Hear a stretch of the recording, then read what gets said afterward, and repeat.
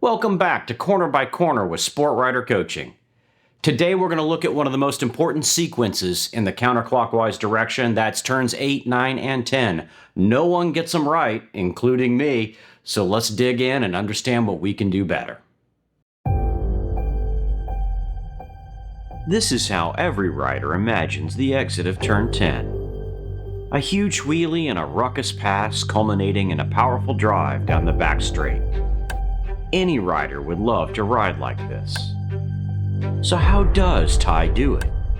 How do we get there as riders? The answer? We start with the end in mind.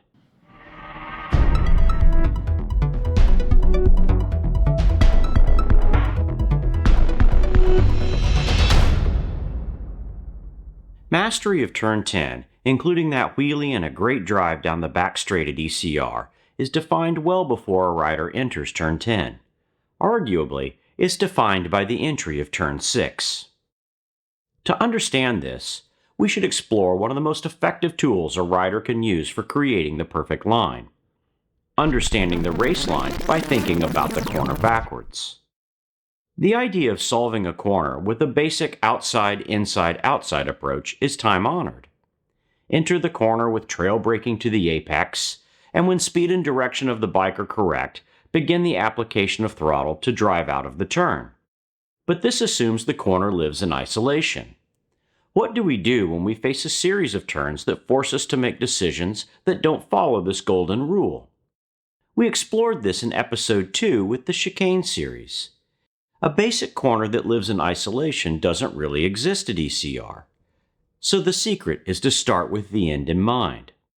If we know we want to be at the exit of the corner, on full gas, with the bike pointed a given direction, where must we apex, and what must the trajectory be at that point to achieve that goal?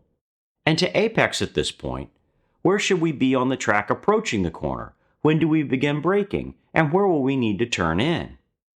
The solution to any given corner is found by working backwards from where you want to be at the exit to where you must be at the entry.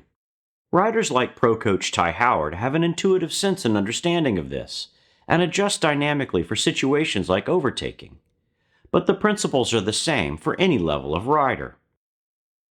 The exit line for turn 10 uses most of the track, pushing the bike on the gas to the right side of the track at roughly the end of the curbing. At this point, the bike should be upright and at full throttle for the drive down the long straight. To achieve that, the apex of 10 is slightly late, just past the halfway mark, with the bike beginning to point down the track. And to get there effectively, we begin turn 10 with the bike parallel to the exit curbing of 9, turning in just past the curbing's end. That entry for turn 10 means the turn-in for 9 will be at least mid-track, but more likely a bit to the left. The tighter turn-in would run us wide in 9 and mess up our plan for 10. Turn 10 is the most important corner on the track for a fast lap time. So we elect to make the best of turn 10 and compromise turn 9. It's the right decision. The entry to turn 9 from the left side of the track means we cannot blow through turn 8 with the full head of steam. Doing so would create a slow, tight corner for turn 9. So the drive out of turn 8 will be bow-shaped, allowing momentum to build, but not as fast as we could take turn 8 if it were a corner by itself.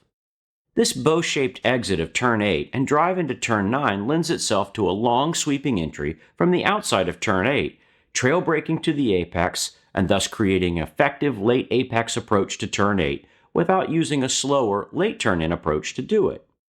Of course, we are approaching turn 8 from the outside because we turned into turn 7 from the inside of the track, thus aiming our trajectory to the outside of the track early in turn 8. And we did that because turn 8 is slow. Turn 7 doesn't have much of an exit straight, and turn 6 is a huge high-speed sweeper with ample opportunity to roll on the gas and have speed throughout the turn. Pro Coach Ty Howard made this rip and pass in turn 10 possible with choices made as far back as the entry of turn 6. He started with the end in mind.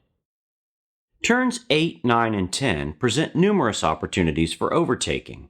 It's one of the best sections of the circuit for passing. Heading into turn 8, there's a passing opportunity on the inside for a faster rider using a simple block pass before the turn-in. A rider can pass on the outside too. We see an example of this pass in Kyle's race footage as he's closely chasing Ryan and JC. The outside line generally runs the overtaking rider a bit wide, so there's going to be some homework to do getting into turn 9, and for a rider that does just that, overtaking into turn 10 is often possible because the rider exiting turn 9 has no momentum or direction for a strong drive through turn 10. When a set of corners forces changes in direction, opportunities for overtaking are often created. But just like we learned from Ty for the entire turn 6 through turn 10 section, have a plan and start with the end in mind.